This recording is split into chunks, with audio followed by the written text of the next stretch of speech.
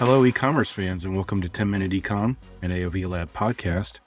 Every episode, we break down a new and different tactic that can help you improve your e-commerce KPIs, key performance indicators.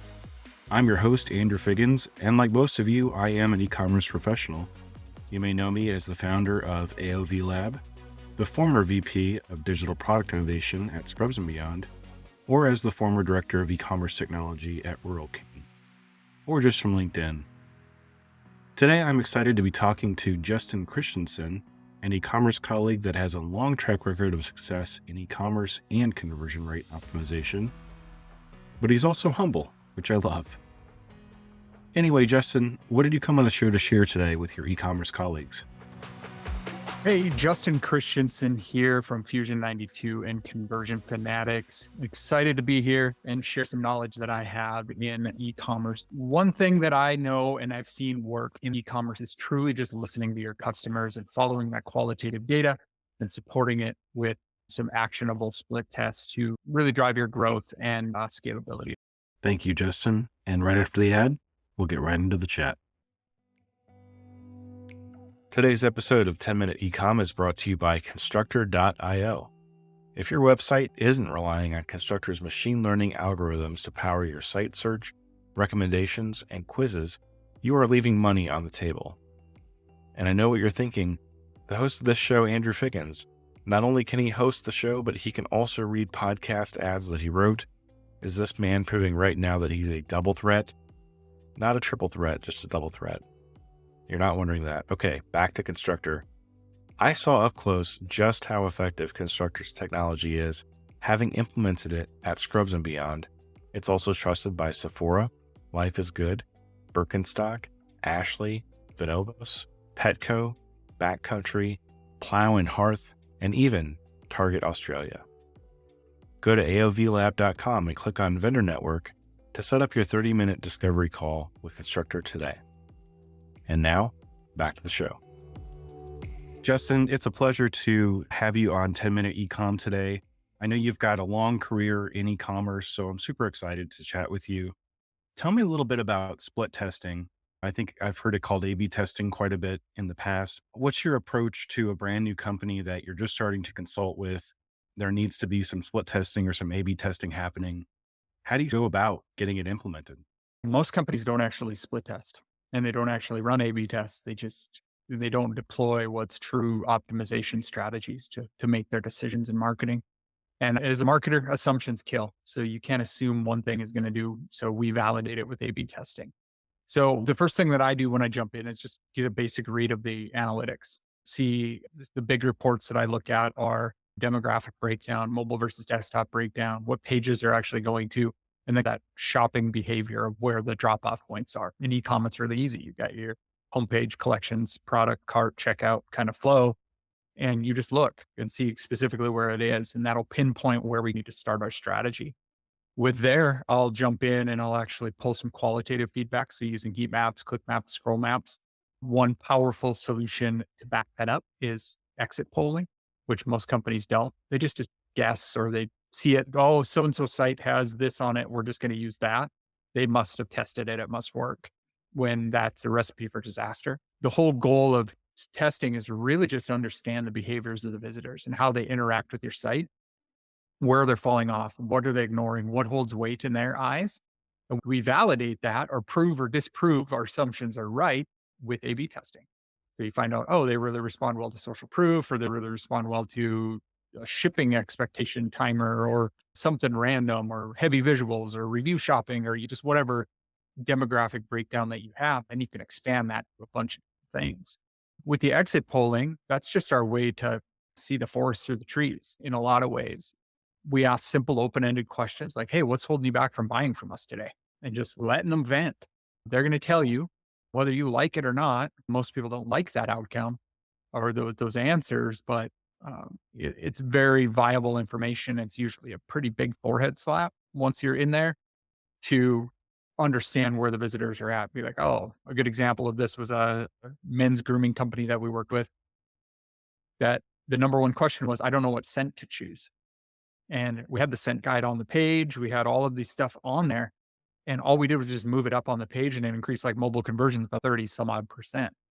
It's just a question that the visitors had, and we just helped solve the problem, and it drove out the growth. That's So amazing. those are the biggest things that I have. That's a great gain from such a small change, just moving something up a little bit on a page like that. I've seen one word swing conversions 80%. What was Even that word? I have to know. it was changing add to bag to add to cart. Really? Yeah, and it's about a 50-50 coin toss whether it's gonna go one way or the other, but most people just assume because the big brands have bag, all the particularly in like home goods or, you know, clothing and accessories or high-end kind of retail, they'll use bag. And it's just most of the time it doesn't work. I'm Sheets. super curious now about that specific A/B test because I know in my last gig for about 5 years, we had add to bag. It was one of those things where, like, internally, we would often trip over ourselves and saying add to cart. Oh no, add to bag. But we never actually tested it with customers. Now I'm kicking myself. I'm like, man, The big fish in the pond's Amazon. So you have to pull some ideas or concepts or things from that known, even though their experience is absolutely terrible. It's a known experience and you know exactly where you're going to go, exactly what you're going to click on, exactly where that fancy orange button is. And it says park. It doesn't say, it doesn't say bag. So it's always unique and always fun to see the split test results in there. how do you tend to generate ideas for tests, Justin? Because we talked a little bit before we started recording today about that tendency that brands have. And I've definitely been at brands where it's been like this, but you watch your competitors, see what they're doing, and then maybe they have a good idea or a new section of the site that's pretty cool. And then before you know it, you're basically designing the same thing out and trying to add it to your site without really necessarily validating it with customers first.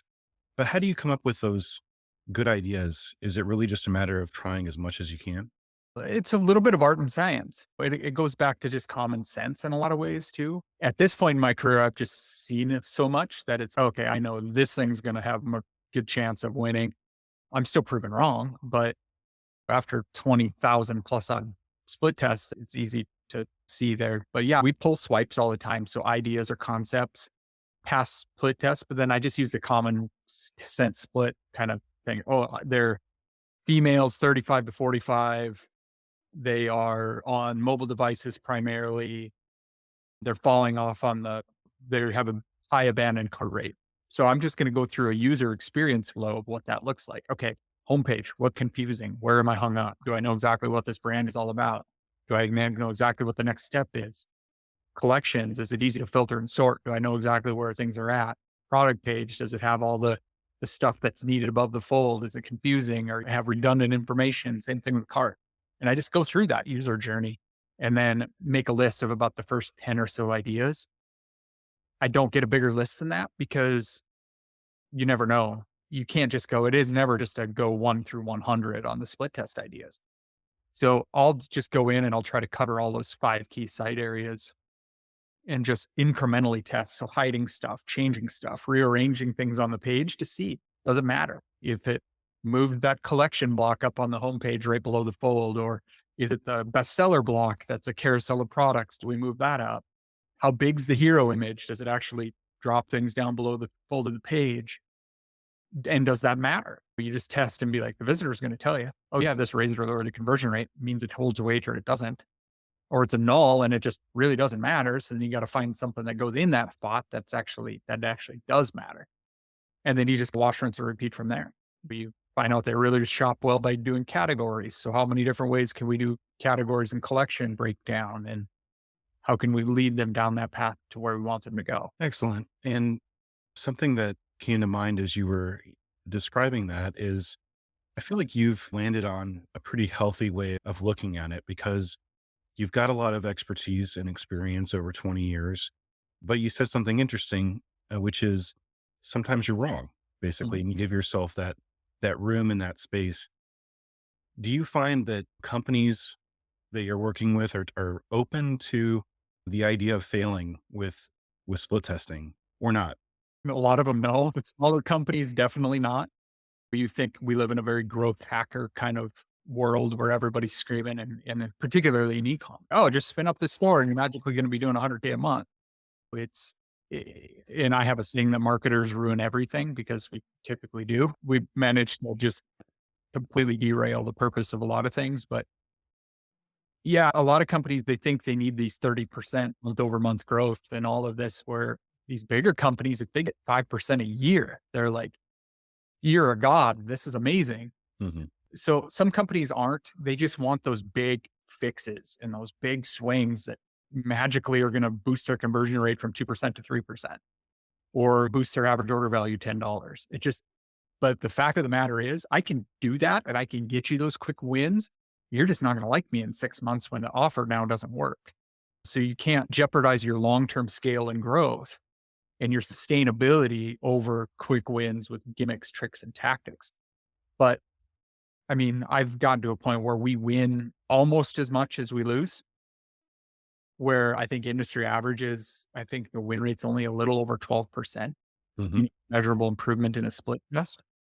We have about a 45% win rate because of the way we approach it. And we take that incremental approach and then we use that as a springboard to the next step.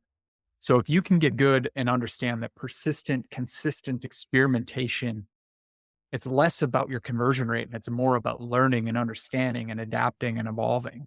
Same thing we saw during COVID, for example, when the world shut down, all these companies freaked out, but the companies that we were working with, we just leaned into it. We already knew what we needed to do and what the understanding was. And all we did was just expand on setting some expectations and some different things in that regard. And they came out on top. So it's being able to have those adaptabilities and those swings in there that allow you to pivot and adjust and to different marketing conditions and different cycles as we come about. We're coming into an election year, same thing. It's going to be a lot of nonsense for the next year. How do you cut through the noise and adapt and evolve? And the only way to really do that effectively is through understanding your visitors. And the best way to do that I found is either one, ask them, or two, support it and approve or disprove whether you're right or not with A/B testing. I appreciate you bringing that tactic today, Justin. Unfortunately, we don't have a whole lot more time to chat, but before we head out, I wanted to ask you if there's anything else. You've got an audience of e-commerce peers and colleagues out there listening to the show today. Is there anything that you'd like to share with them? The biggest thing that I say is just put your ego aside. No matter how much you think, like I said, I'm proven wrong all the time. I'm humbled all the time. I'm always a student. And I have been for a very long time. And I learn something new every single day. And don't be afraid to go out there and take some calculated risks. But if you're supporting it with data, it's not really a big risk because either you win or you learn. And that's the biggest thing that you can do to grow your brand or grow your company. Thanks so much again, Justin. It's been a pleasure having you on 10-Minute Ecom today. Yeah, thanks for having me. Well, we have hit that 10-minute mark, so that's a wrap for today's episode. I want to again thank our guest, Justin Christianson. If you have a moment, be sure to subscribe, like, or follow the show on Apple Podcasts, Spotify, Amazon Music, Google Podcasts, Deezer, or wherever it is that you listen. If you have a topic suggestion, or if you're an e-commerce professional that would like to join for an upcoming episode, reach out to humans@aovlab.com, and a human will read and respond to your inquiry. I hope you're enjoying these first episodes of the show. I will continue to publish 2 episodes each week this month. And here's a little surprise. The plan is to produce additional episodes each week throughout 2024. That's over 150 episodes next year. So gear up. Until next time, this is Andrew Figgins saying have a good one.